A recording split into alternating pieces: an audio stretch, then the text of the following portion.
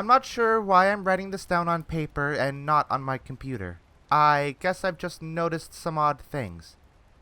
It's not that I don't trust the computer, I just need to organize my thoughts. I need to get down all the details somewhere objective, somewhere I know that what I write can't be deleted or changed. Not that that's what happened. It's just everything blurs together here, and the fog of memory lends a strange cast to things. I'm starting to feel cramped in this small apartment. Maybe that's the problem. I just had to go and choose the cheapest apartment, the only one in the basement. The lack of windows down here makes day and night seem to slip by seamlessly. I haven't been out in a few days because I've been working on this programming project so intensively. I suppose I just wanted to get it done. Hours of sitting and staring at a monitor can make anyone feel strange, I know, but I don't think that's it. I'm not sure when I first started to feel like something was odd. I can't even define what it is. Maybe I just haven't talked to anyone in a while. That's the first thing that crept up on me. Everyone I normally talk to online while I program has been idle, or they've simply not logged on at all. My instant messages go unanswered. The last email I got from anybody was a friend saying he'd talk to me when he got back from the store, and that was yesterday. I'd call with my cell phone, but reception's terrible down here. Yeah, that's it. I just need to call someone. I'm going to go outside. Well, that didn't work so well. As the tingle of fear fades, I'm feeling a little ridiculous for being scared at all. I looked in the mirror before I went out, but I didn't shave the 2-day stubble I've grown. I figured I was just going out for a quick cell phone call.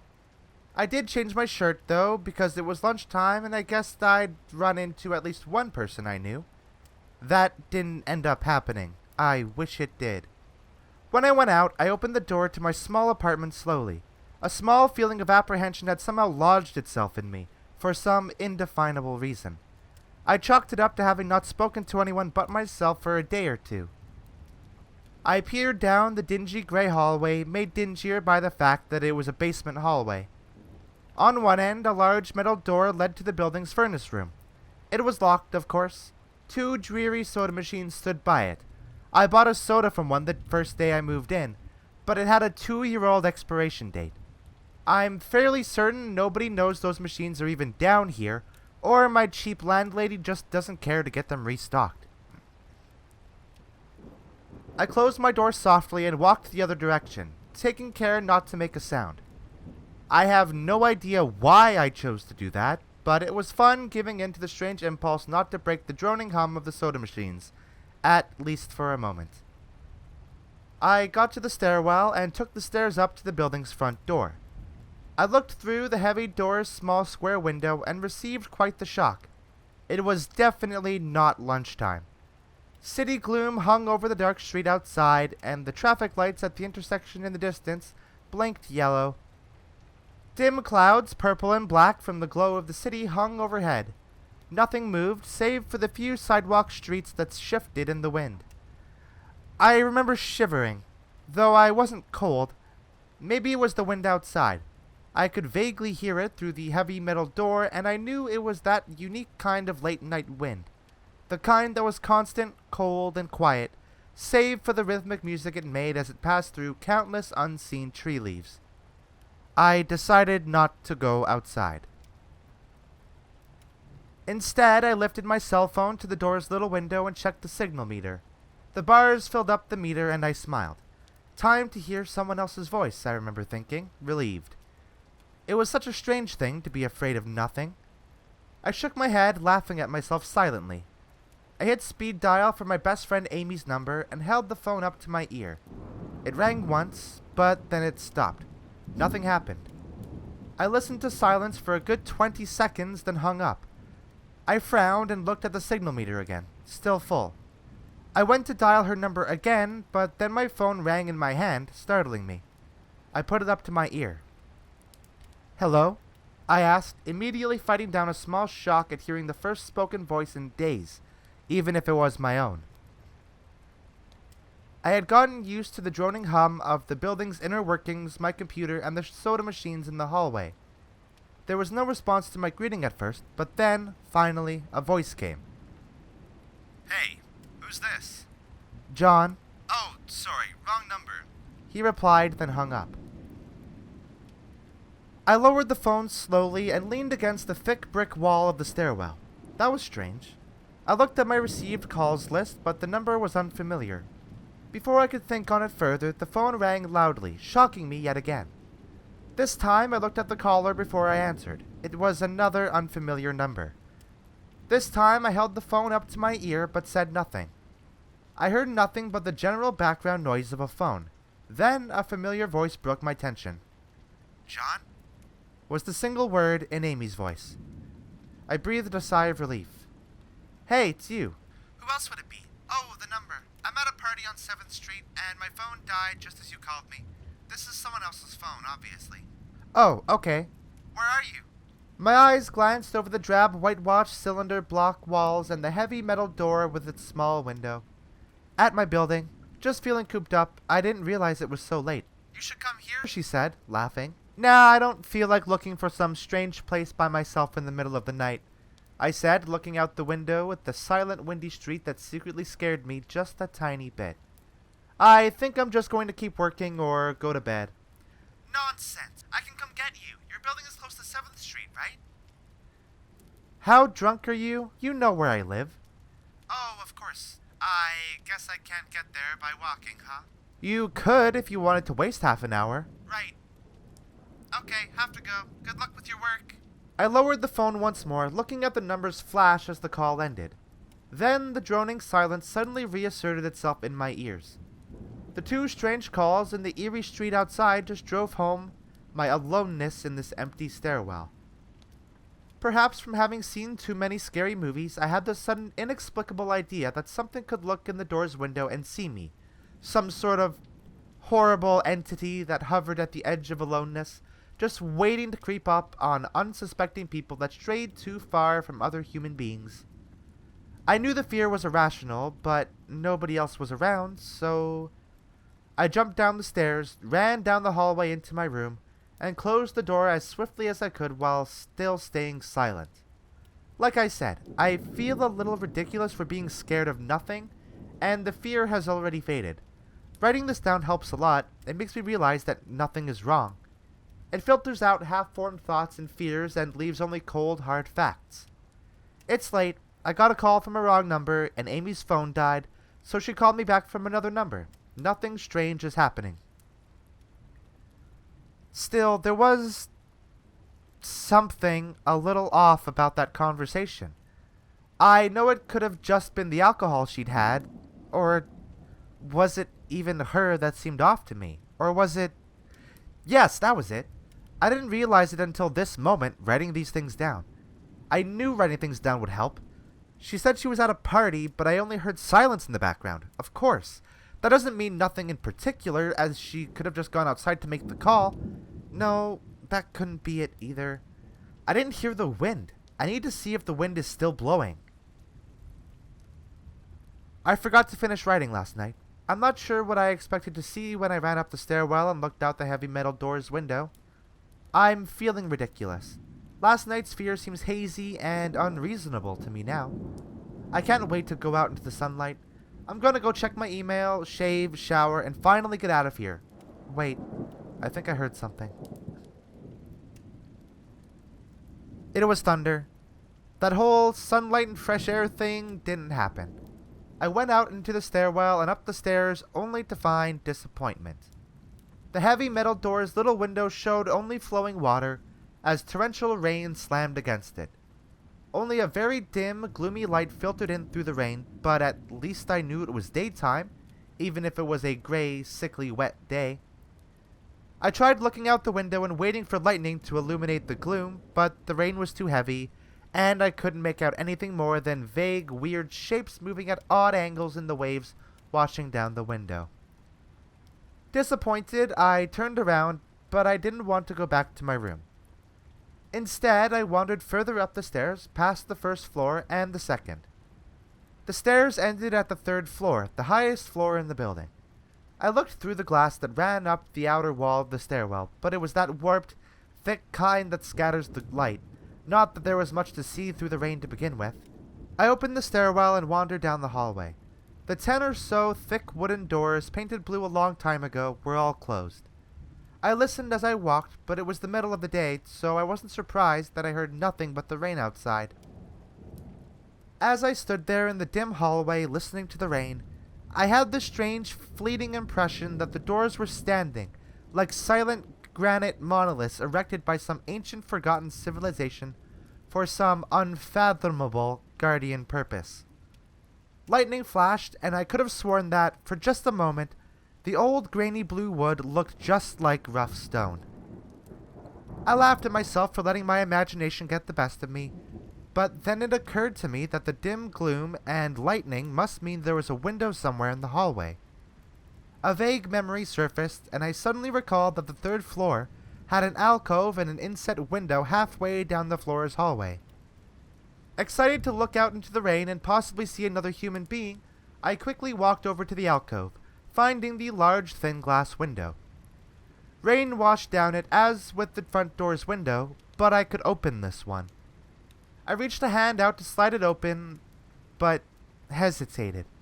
I had the strangest feeling that if I opened that window, I would see something absolutely horrifying on the other side. Everything's been so odd lately. So I came up with a plan, and I came back here to get what I needed. I don't seriously think anything will come of it, but I'm bored, it's raining, and I'm going stir crazy. I came back to get my webcam. The cord isn't long enough to reach the 3rd floor by any means, so instead I'm going to hide it between the 2 soda machines in the dark end of my basement hallway, run the wire along the wall and under my door, and put the black duct tape over the wire and blend it in with the black plastic strip that runs along the base of the hallway's walls. I know this is silly, but I don't have anything better to do. Well, nothing happened. I propped open the hallway to stairwell door, steeled myself, then flung the heavy front door wide open, and ran like hell down the stairs to my room and slammed the door. I watched the webcam on my computer intently, seeing the hallway outside my door and most of the stairwell. I'm watching it right now, but I don't see anything interesting. I just wish the camera's position was different so that I could see out the front door. Hey, someone's online. I got out an older, less functional webcam that I had in my closet to video chat with my friend online. I couldn't really explain to him why I wanted to video chat, but it felt good to see another person's face. He couldn't talk very long, and we didn't talk about anything meaningful, but I feel much better. My strange fear is almost past. I would feel completely better, but there was something odd about our conversation. I know that I've said that everything has seemed odd, but still, he was very vague in his responses. I can't recall one specific thing that he said, no particular name or place or event, but he did ask for my email address to keep in touch. You've got mail. Wait, I just got an email. I'm about to go out. I just got an email from Amy that asked me to meet her for dinner at the place we usually go to.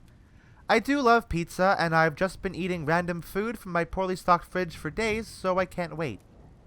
Again, I feel ridiculous about the odd couple of days I've been having. I should destroy this journal when I get back. You've got mail. Oh, another email. Oh my god. I almost left the email and opened the door. I almost opened the door, but I read the email first. It was from a friend I hadn't heard from in a long time, and it was sent to a huge number of emails that must have been every person he had saved in his address list. It had no subject, and it said simply, "Seen with your own eyes, don't trust them, they..." What the hell is that supposed to mean? The words shock me, and I keep going over and over them. Is it a desperate email sent just as something happened? The words are obviously cut off without finishing. On any other day, I would have dismissed this as spam from a computer virus or something, but the words, "Seen with your own eyes." I can't help but read over this journal and think back on the last few days and realize that I have not seen another person with my own eyes or talked to another person face to face. The webcam conversation with my friend was so strange, so vague, so eerie now that I think about it. Was it eerie? Or is the fear clouding my memory? My mind toys with the progression of events I've written here, pointing out that I have not been presented with one single fact that I did not specifically give out unsuspectingly. The random wrong number that got my name and the subsequent strange return call from Amy, the friend that asked for my email address, I messaged him first when I saw him online. And then I got my first email a few minutes after that conversation. Oh my god. That phone call with Amy. I said over the phone, I said that I was within a half hour's walk of 7th Street. They know I'm near there. What if they're trying to find me? Where is everyone else? Why haven't I seen or heard anyone else in days? No. This is crazy. This is absolutely crazy. I need to calm down. This madness needs to end. I don't know what to think. I ran about my apartment furiously, holding my cell phone up to every corner to see if it got a signal through the heavy walls. Finally, in the tiny bathroom, near one ceiling corner, I got a single bar. Holding my phone there, I sent a text message to every number in my list. Not wanting to betray anything about my unfounded fears, I simply sent, "You seen anyone face to face lately?" At that point, I just wanted any reply back. I didn't care what the reply was or if I embarrassed myself. I tried to call someone a few times, but I couldn't get my head up high enough, and if I brought my cell phone down even an inch, it lost signal. Then I remembered the computer and rushed over to it, instant messaging everyone online. Most were idle or away from their computer. Nobody responded. My messages grew more frantic, and I started telling people where I was and to stop by in person for a host of barely passable reasons. I didn't care about anything by that point. I just needed to see another person. I also tore apart my apartment looking for something that I might have missed. Some way to contact another human being without opening the door. I know it's crazy, I know it's unfounded, but what if? What if? I just need to be sure. I taped the phone to the ceiling in case. The phone rang! Exhausted from last night's rampage, I must have fallen asleep. I woke up to the phone ringing and ran into the bathroom, stood on the toilet, and flipped open the phone taped to the ceiling. It was Amy, and I feel so much better. She was really worried about me and apparently had been trying to contact me since the last time I talked to her. She's coming over now, and yes, she knows where I am without me telling her. I feel so embarrassed. I am definitely throwing this journal away before anyone sees it. I don't even know why I'm writing in it now. Maybe it's just because it's the only communication I've had at all since God knows when. I look like hell, too. I looked in the mirror before I came back in here. My eyes are sunken, my stubble is thicker, and I just look generally unhealthy. My apartment is trashed, but I'm not going to clean it up. I think I need someone else to see what I've been through. These past few days have not been normal. I am not one to imagine things. I know I have been the victim of extreme probability. I know I probably missed seeing another person a dozen times. I just happened to go out when it was late at night or the middle of the day when everyone was gone. Everything's perfectly fine, I know this now. Plus, I found something in the closet last night that has helped me tremendously. A television. I set it up just before I wrote this, and it's on in the background. Television has always been an escape for me, and it reminds me that there's a world beyond these dingy brick walls. I'm glad Amy's the only one that responded to me after last night's frantic pestering of everyone I could contact. She's been my best friend for years. She doesn't know it, but I count the day that I met her among one of the few moments of true happiness in my life. I remember that warm summer day fondly. It seems a different reality from this dark, rainy, lonely place. I feel like I spent days sitting in that playground, much too old to play, just talking with her and hanging around doing nothing at all. I still feel like I can go back to that moment sometimes, and it reminds me that this damn place is not all that there is. Finally, a knock on the door. I thought it was odd that I couldn't see her through the camera I hid between the two soda machines. I figured that it was bad positioning, like when I couldn't see out the front door. I should have known. I should have known. After the knock, I yelled through the door jokingly that I had a camera between the soda machines, because I was embarrassed myself that I had taken this paranoia so far. After I did that, I saw her image walk over to the camera and look down at it. She smiled and waved. "Hey," she said to the camera brightly, giving it a wry look. It's weird, I know. I said into the mic attached to my computer. I've had a weird few days. Must have, she replied. Open the door, John. I hesitated. How could I be sure? Hey, humor me for a second here, I told her through the mic. Tell me one thing about us. Just prove to me you're you. She gave the camera a weird look. Alright, she said slowly, thinking. We met randomly at a playground when we were both too old to be there?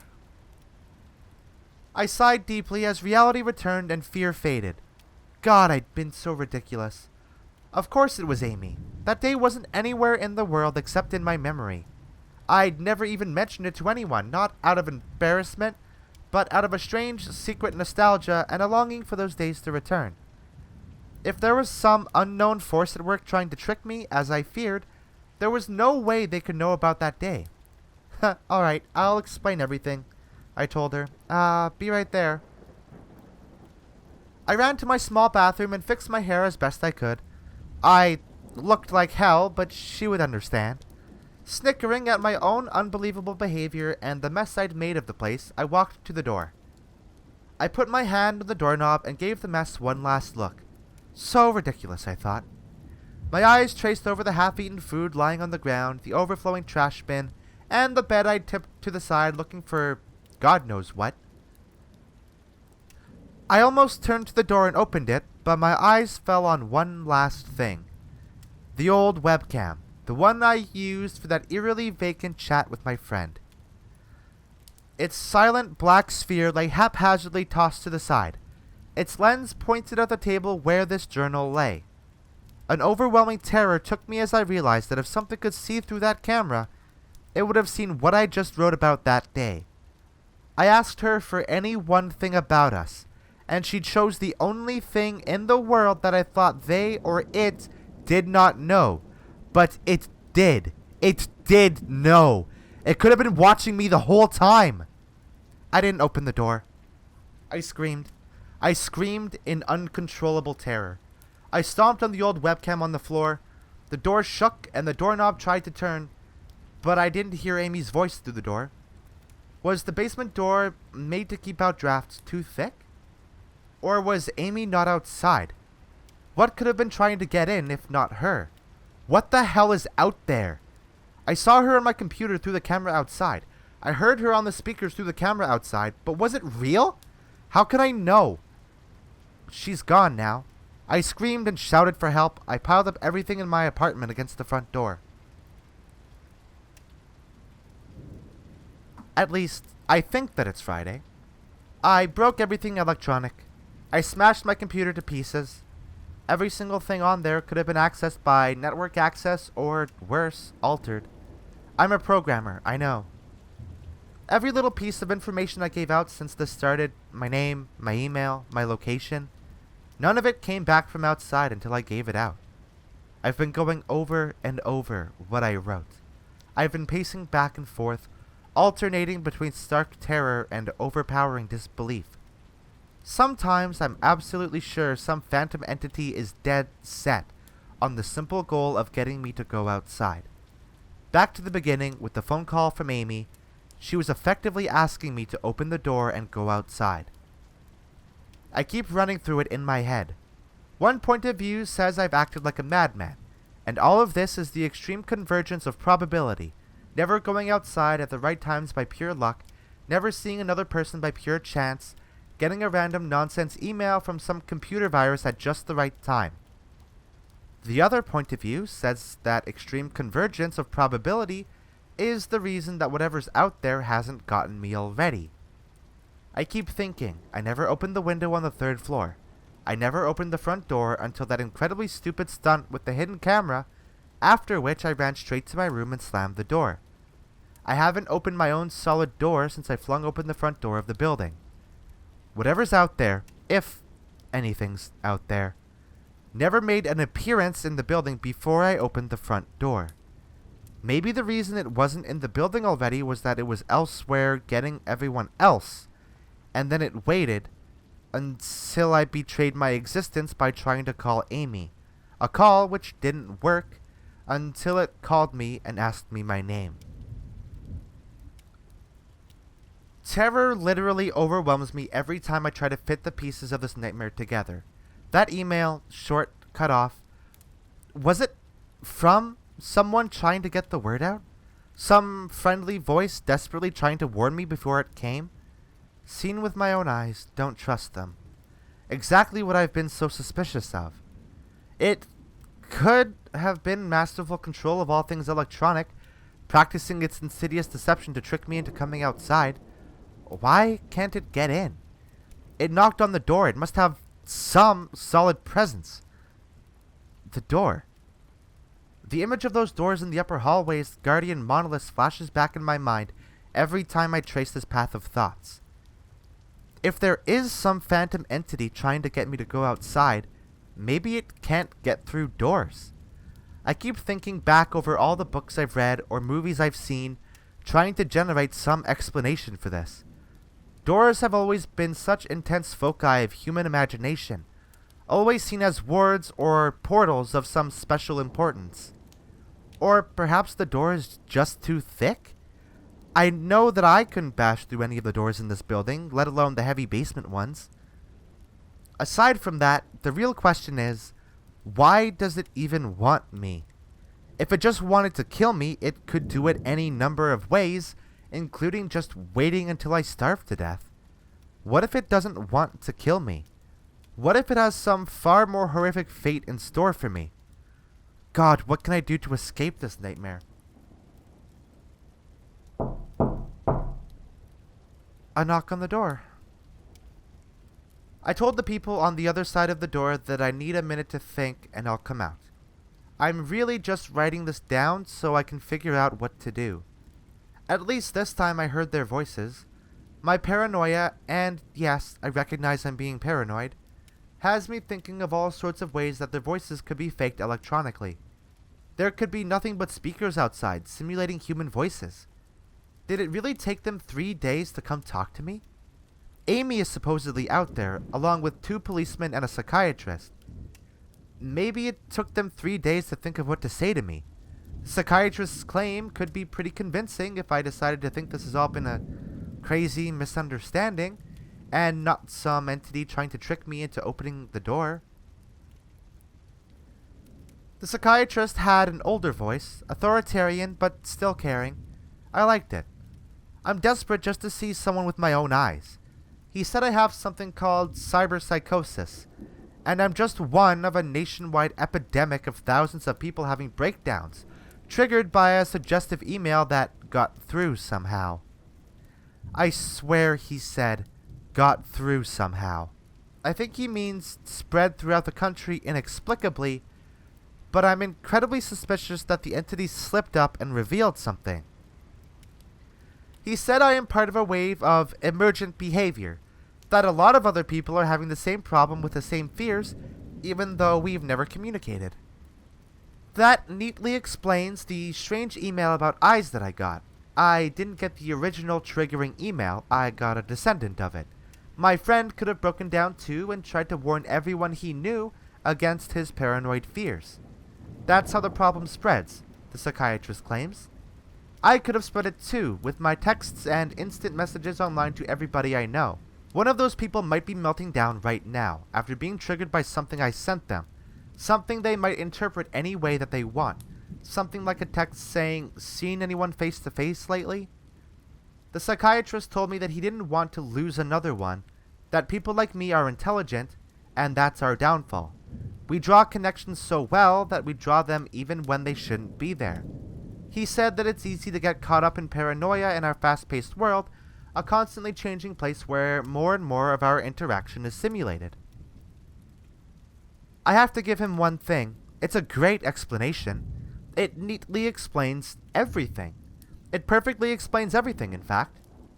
I have every reason to shake off this nightmarish fear that something, or consciousness, or being out there wants me to open the door so it can capture me for some horrible fate worse than death.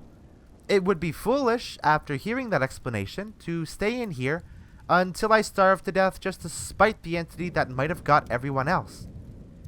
It would be foolish to think that, After hearing that explanation, I might be one of the last people left alive in an empty world, hiding in my secure basement room, spiting some unthinkable deceptive entity just by refusing to be captured.